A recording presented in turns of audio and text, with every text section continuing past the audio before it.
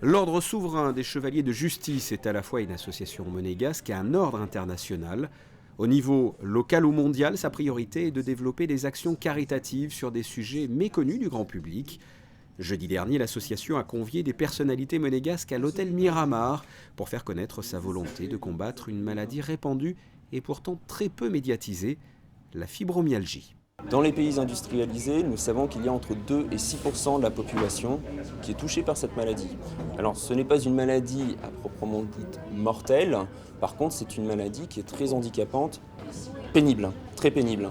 Ce sont des douleurs récurrentes, ce sont des troubles du sommeil, ce sont des troubles mentaux également, parce que c'est une maladie qui peut générer très facilement de la dépression, des migraines également.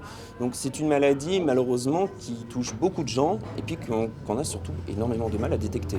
Si la maladie est si peu connue, c'est qu'il y a un désaccord au sein du corps médical. Même si la fibromyalgie a été reconnue officiellement par l'Organisation mondiale de la santé en 1992, certains médecins croient encore à son inexistence.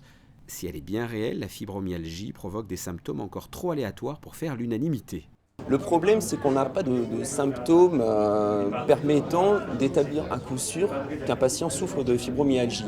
Voilà, parce que ce sont vraiment des symptômes très divers et variés. Il y a des points communs, voilà, des douleurs qui sont diffuses. Dans le corps, on recense à peu près 18 points de douleurs. Si un patient est atteint de douleurs dans au moins 11 de ces 18 points, on commence à penser à la fibromyalgie. Et puis si ce sont également des douleurs qui se répercutent sur un laps de temps minimal de 3 mois, là, à ce moment-là, la médecine avance le diagnostic de fibromyalgie. Mais ce n'est pas automatique. À titre d'exemple, vous prenez le cas des États-Unis, un patient, en moyenne, avant qu'on détecte sa fibromyalgie, il s'écoule 5 ans. 5 ans et une dizaine de visites médicales. La fibromyalgie se développe entre 30 et 60 ans.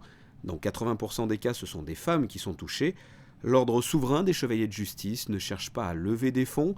Leur objectif est tout d'abord de faire connaître le mot fibromyalgie grâce à des soirées en présence de personnalités, comme jeudi dernier à l'hôtel Miramar.